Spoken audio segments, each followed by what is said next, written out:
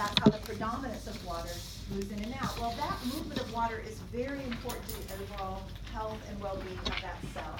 It's very important that a cell not take up too much water, because that can be destructive to the cell, but it's also very destructive for that cell to lose water. And so there are adaptations that we see in organisms that regulate the amount of water that's taken up or lost by those particular cells. Now, you and I, as animals, for us, our cells are in an isotonic environment. It's very important that the extracellular fluid, like the blood, the lymph fluid, all of that be isotonic with our cells so that we're not taking up excess water or losing excess water. And when that balance is off, that can create problems. And of course, recently there's been some news about people, we know that it's important to stay hydrated, and that's one of the reasons, so that our cells, if I am dehydrated, what's going to happen to my cells? Are they going to tend to lose water or gain water?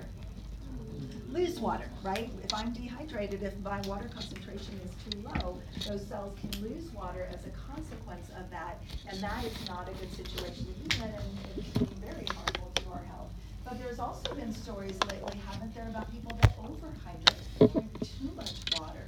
And of course, the danger there is if my blood gets too much water in it, what's happened to the water potential? Did it go up or go down?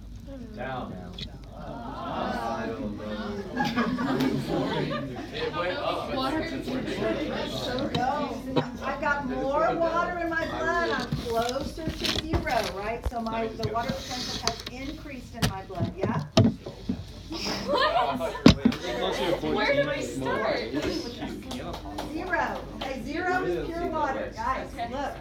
Okay, zero is pure water. Okay, here's my blood normally, right? Here's pure water at zero. Here's my blood normally, whatever the water potential is of it. If that blood all of a sudden becomes more diluted, there's more water, I've moved closer to zero, right? I'm going from a more negative number to a less negative number. So what's happening to the water potential? It is increasing, okay? It was in my palm. I told you guys from the very beginning that this was confusing, yes? Okay, but we need to practice it, because if you don't practice it, we don't get better at it. All right, so anyway, the point was, if the water potential of my blood increases, then the water is going to move into my cells. Everybody agree? Right? Okay, so now we've got this gradient. Water is going to move into my cells, and that is destructive just as losing too much water is. And so we've seen some consequences of that where people overhydrate. Now, when we look at some organisms that have cell walls, that cell wall provides a prevention from taking up too much water, because we said that cell wall is not loosey-goosey, right? That cell wall is structural. So as water moves into a cell that has a cell wall, as that water continues to move in, what's happening to the water potential? Getting close to zero. It is, meaning is it going up or down? Up. And why is that? Because what's increasing as water continues to move into that plant cell? What part of the Psi S or Psi P? Psi P. Okay, so as Psi P increases, the overall water potential increases as water moves in. Yes? Isn't the membrane, but I know the membrane's supposed to, like, how do I say it? Like, regulate what comes in and out, right? A cell membrane does not have the ability to say, yes, I want you, or no, I don't. Okay? It regulates via biochemistry, right? If there are aquaporins, water can come in, okay? So the cell can't say, oh, nope, that's enough.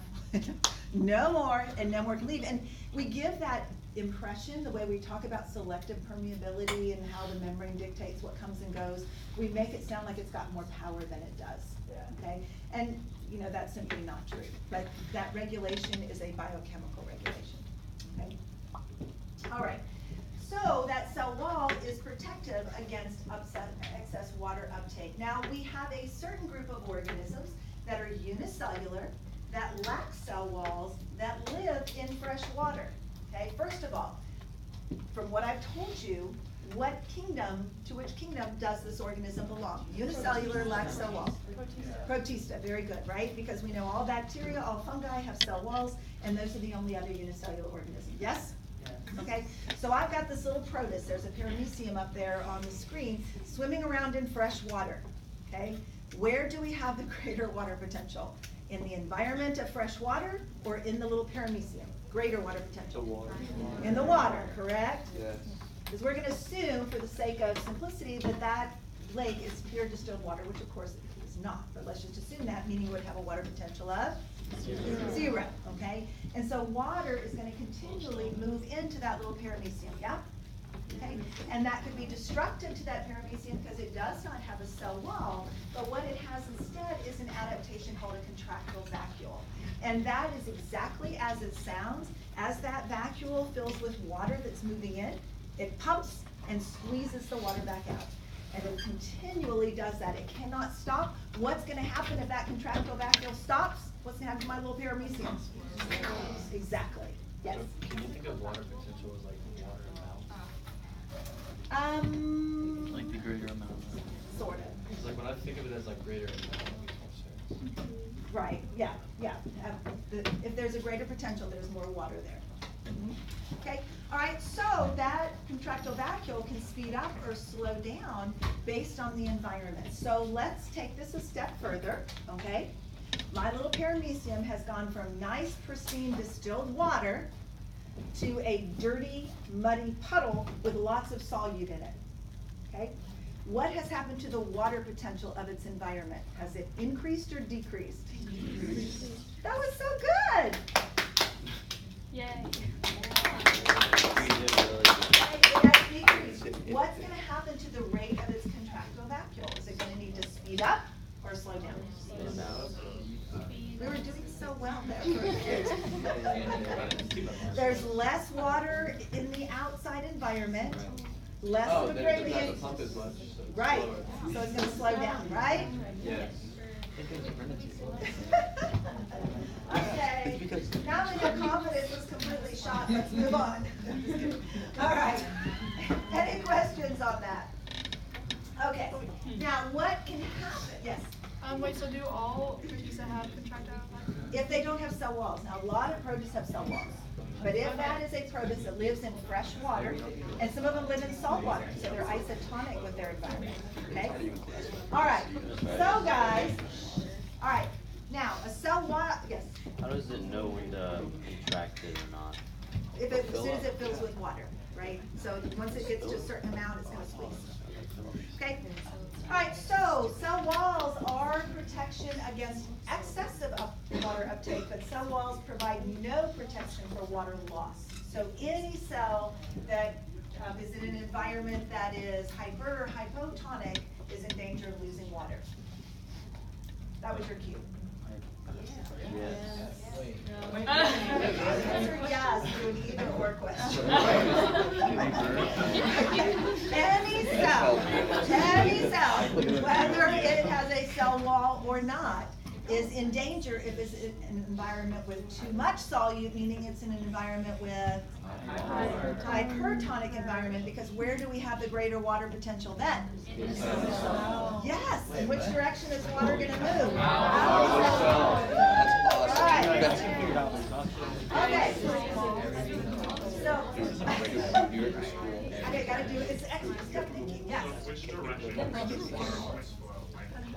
From greater to lesser, okay, from water goes from hypo to hyper. You say that like it doesn't. Right, and that's why, to me, Max, it's worth it to take a second to write out that hypo means low solute high waters, and hyper means just the opposite, because then it is hard to make those steps in our head. Now, don't memorize it, just write the word out. High solute means low water, okay? Low solute means high water, and that gives you the direction. Question? Is there a question? Always. Okay. Because the higher water tension means there's more moisture there, the lower water tension. It all does make sense, I promise. Yes. Now, you guys, I'm sorry. Correct. So no cells have protection against excessive water loss. And sixth period said they didn't do this lab, which is a shame. I hope that you did. The pre-AP students were doing it today, where you take a red onion and you put it in a very concentrated salt solution. Dare we? Where do we have the lesser water potential? In the onion cell or in the very, very concentrated salt solution? In the salt In the solution. What direction's water gonna move? Out of the cell, okay? When that happens in a plant cell, when you use a red onion, because of the pigment that are contained in those cells, you can actually see what happens is as that water is literally sucked out of the cell, that cell membrane shrivels and pulls away from the cell wall. That's called plasmolysis, okay? You can actually see that happening, and that can be a situation that the cell can't recover from, okay? When that actually occurs. All right, any questions on that? Okay, here we've got 3 pictures. Let's see how we do with these. Oh my goodness. All right, what type of environment are these 2 cells in? Hypotonic or hyper? Hypotonic. Okay, I agree with that. Where do we have the greater water potential? In the environment or in the cell? In the environment. Very good, right? Yes. What direction is water gonna move? Into the cell. Okay. This can be destructive for our animal cells because we lack Cell cells. However, this is the preferred environment for a plant cell. Plant cells like to be in a hypotonic environment because water is going to come in and fill that cell until it's what we call turgid. And that's part of that plant's integrity, is the assumption that its vacuole will be full of water and that cell would be turgid. And that explains why, yes? How do you spell? Turgid. And that explains why when you go to the grocery store, they're watering the produce. The produce is dead, right? It's been picked. It does not need water. But the reason for the water is to keep those central vacuoles of those plant cells full of water so the plants look turgid and healthy, okay? Otherwise, they're limp, wilted, and people are like, nope, I'm not buying that stuff, all right? So that's why they have that shower of water that comes in. All right, what type of environment do we have here? Ah, so good. Isotonic. No net movement of water, correct? This is the preferred environment for our animal cells. They are meant to be in an isotonic environment. Equal concentrations of water inside the cell and outside of the cell, so we're not gaining or losing excess water. And then lastly, what type of environment here? Bad for both. Hypertonic, meaning we have the greater water potential where? Inside the cell. In the cell, okay, and the water is going to be leaving the cell. So, plant cells are just kind of like chill, isotonic? What's that? Cells kind of chill. Oh, plant cells? Plant cells, sorry. Yeah, plant cells are fine and isotonic, but they're not going to look quite as vibrant, turgid, as they would in a hypotonic environment. So the one with the bigger water potential is the one that the water is leaving. Correct. Okay, if it's because water always goes from greater to lesser. Okay, we got that. So then for the for hyper cells, what, like, who has hyper? No one has them by design, but you can get in that situation if you're dehydrated, for example. Okay, that's not something that you would aspire to have. Okay. Okay, all right. All right, guys, let's talk about this lab, and we need to get this done before the bell rings. So let me go over this with you. So part A of the lab, you are just using your individual data.